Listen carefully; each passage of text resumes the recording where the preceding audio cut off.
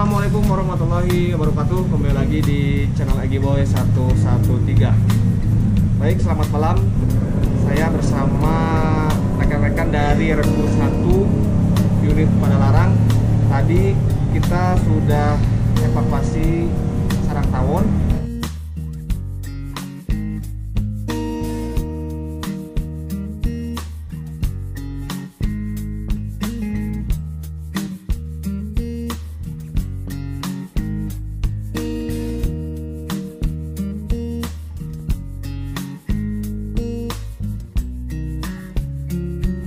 Sekarang kita mau tutorial cara penanganan sarang tawon, tapi langsung tadi kita dapat sarang tawonnya di pohon dan masih utuh sebagian ya. Dan nanti juga kita akan unboxing sarangnya. Oke, nah ini sarangnya. Nah ini asalnya tadi utuh, tapi karena basah ya Pak Pri ya? Hujan juga ya. Nah ini Oke, sekarang kita tutorial cara penanganan sarang tawon ya. Seperti apa biasanya di video sebelumnya kita langsung di TKP, tapi sekarang kita diperjelas lagi di bawah sarangnya di sini. Oke. Nah, tutorialnya akan nanti diperagakan oleh Pak Alfri ini.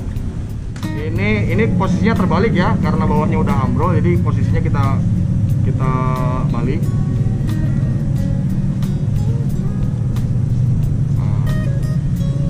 Jadi posisinya seperti ini. Nah ini di sini kita tadi udah pastikan ketika kita cari dulu sebelum penanganan, kita pastikan dulu lubangnya ada berapa. Ternyata lubang keluar masuknya atau pintunya cuma ada satu. Nah ini.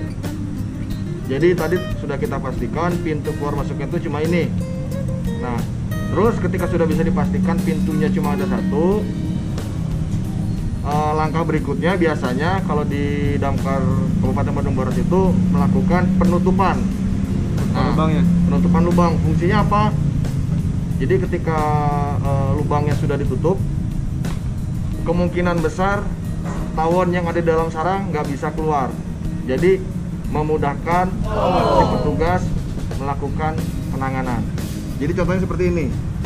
Nah ini kita buat nutupnya boleh pakai apa aja, tidak harus seperti ini karena bentuk lubang pintunya itu tiap sarang beda-beda, terus jumlahnya juga beda-beda. Kadang ada yang bulat seperti ini, kadang juga ada yang memanjang, ada yang nggak beraturan.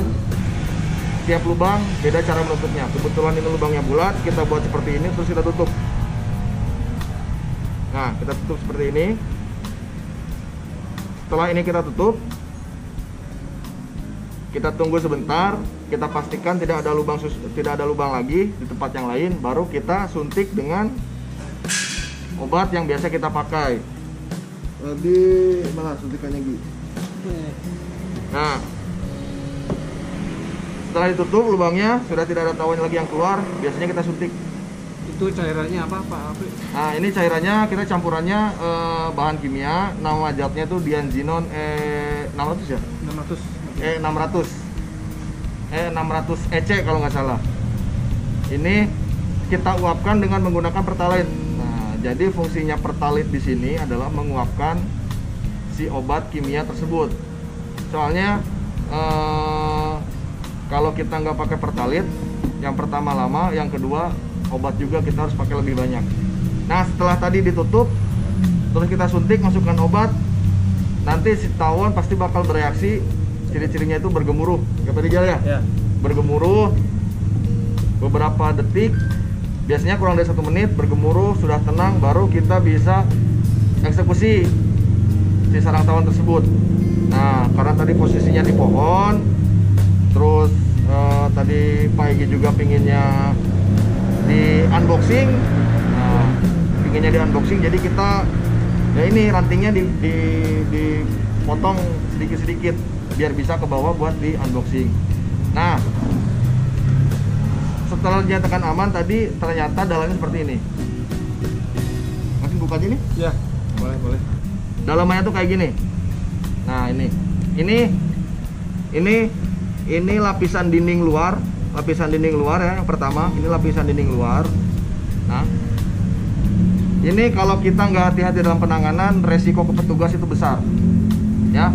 Ini bentuknya sangat tipis, apalagi tadi sedikit gerimis, situasinya sedikit gerimis, jadi resiko dia kena air, resiko rusak.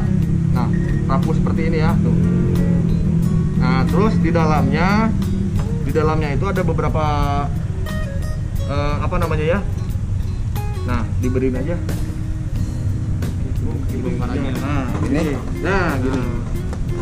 Nah, jadi di dalamnya ini ada beberapa tingkat. Biasanya makin besar sarang tawon tersebut, makin banyak juga dan makin besar juga jumlah tingkat-tingkatnya ini. Nah, ini dari yang paling kecil, yang besar, sampai nanti di bagian atas ini. Nah, ini biasanya yang jadi kuncian kita di Damkar Kabupaten Bandung Barat ketika melaksanakan penanganan itu mengetahui kekuatan si sarang tawon tersebut. Nah, biasanya bagian paling atas ini bagian paling kuat. Nanti kita bisa buktikan ya, ini bagian paling kuat itu bagian paling atas.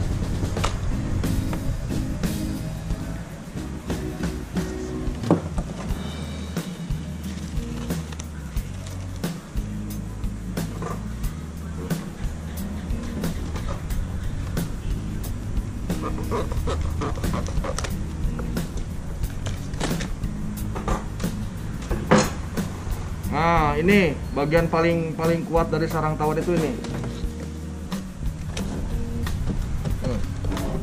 Ini kalau bisa kedengeran suaranya.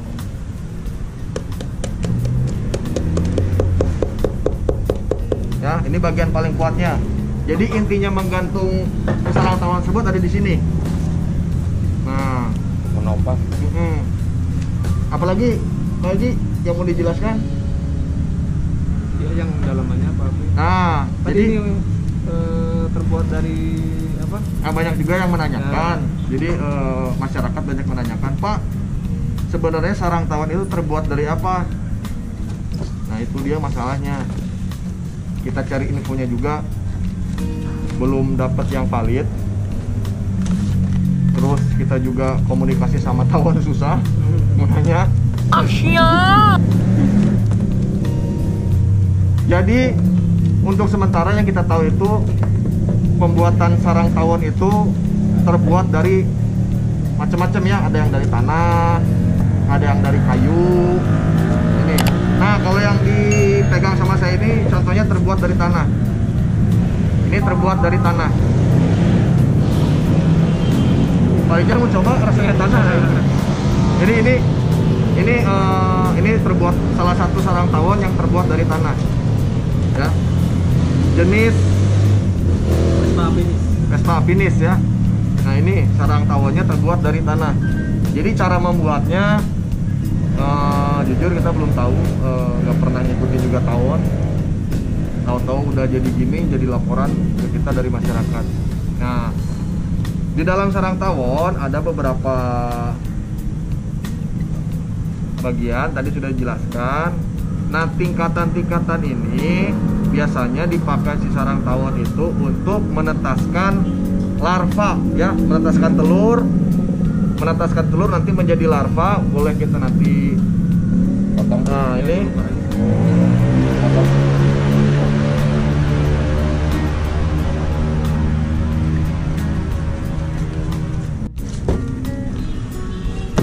Jadi biarpun ini sarang tawonnya sudah kita kasih obat, bukan berarti jarum dari si tawon tersebut bisa langsung aman ya. Nanti kita bisa cari tawon yang masih hidup aktif si jarumnya.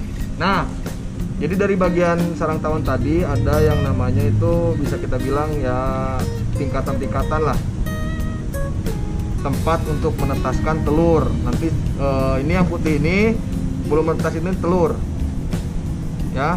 Nanti setelah menetas dia jadi larva ya, jadi ulet seperti ini.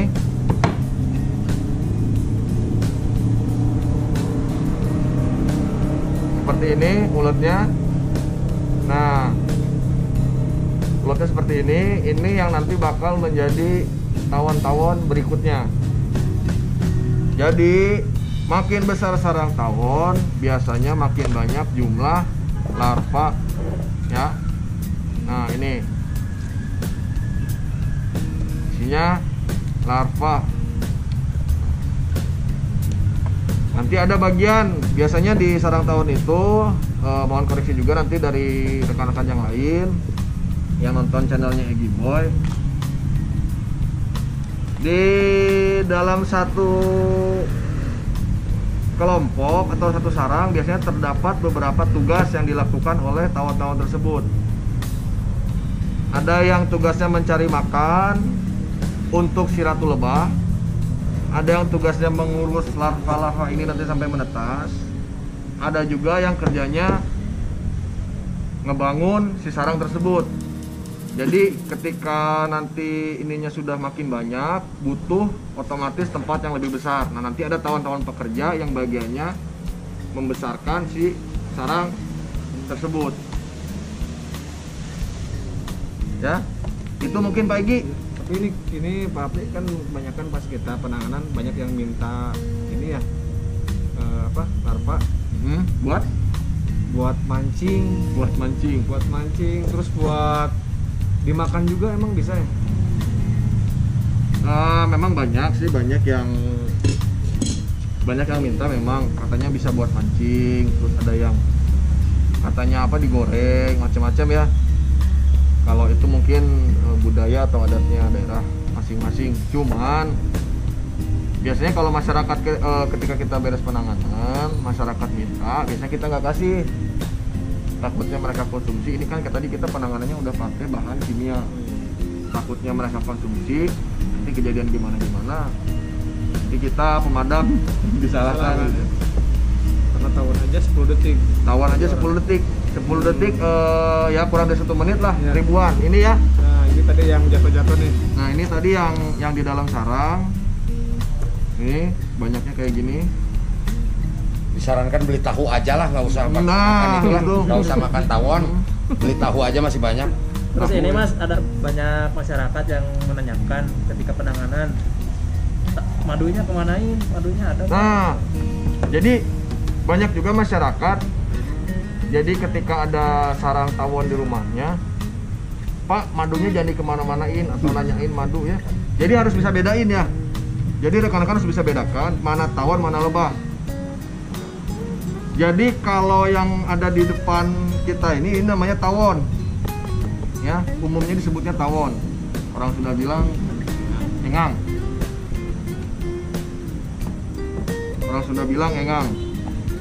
Ya, ini tawon, dia tidak menghasilkan madu. Jadi yang menghasilkan madu itu lebah.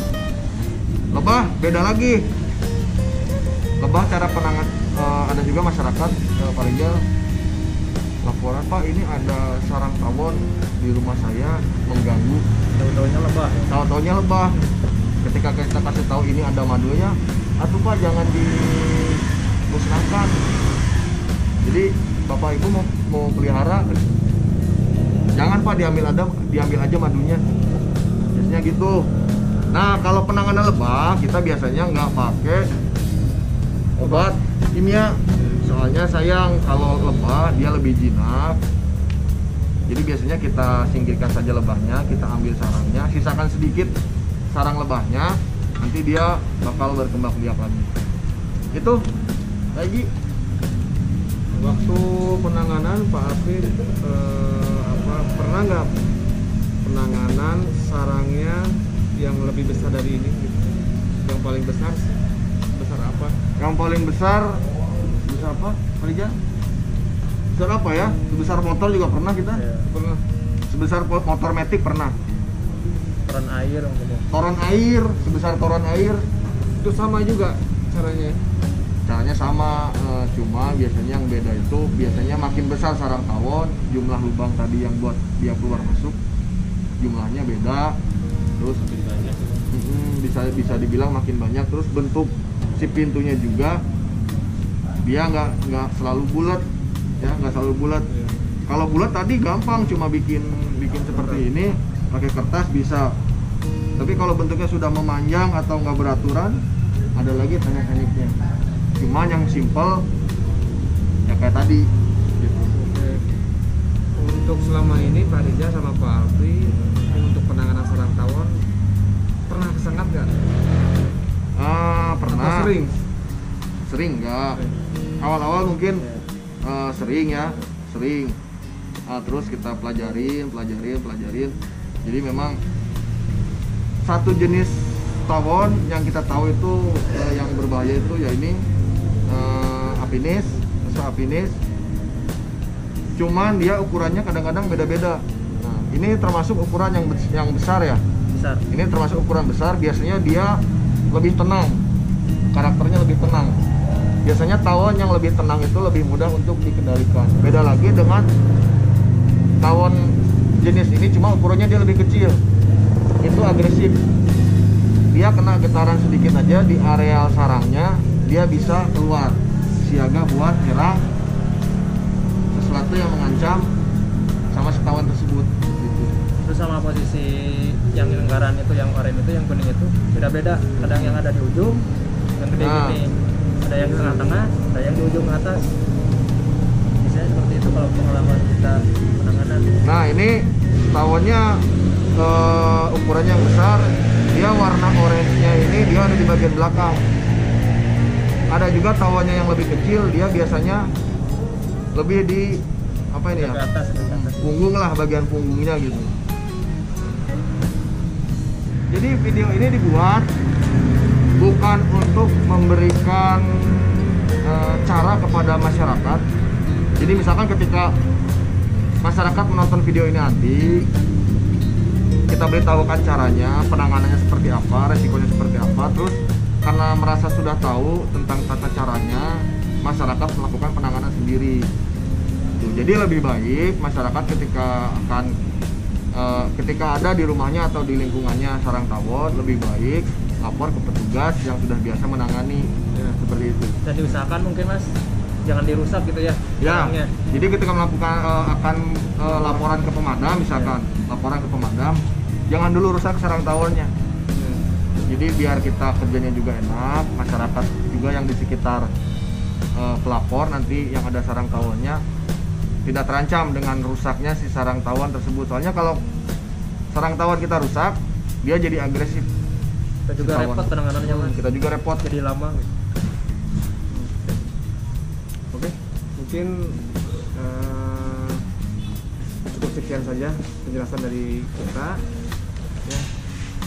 Kamu tanya boleh. Kalau mau tanya-tanya silakan di komentar aja ya. Nah, oke. Terima kasih yang sudah menonton video ini. Semoga video ini bermanfaat bagi kalian semuanya. Dan jangan lupa untuk klik tombol subscribe-nya di bawah ini. Di bawah Mas. Di bawah ya, untuk mendukung channel ini supaya terus memberikan edukasi, memberikan pengetahuan, memberikan informasi tentang kejadian atau kegiatan-kegiatan di pemadam kebakaran, khususnya pemadam kebakaran Kabupaten Bandung Barat. Oke, kami pamit undur diri. Assalamualaikum warahmatullahi wabarakatuh. Salam Yuda Bramajaya.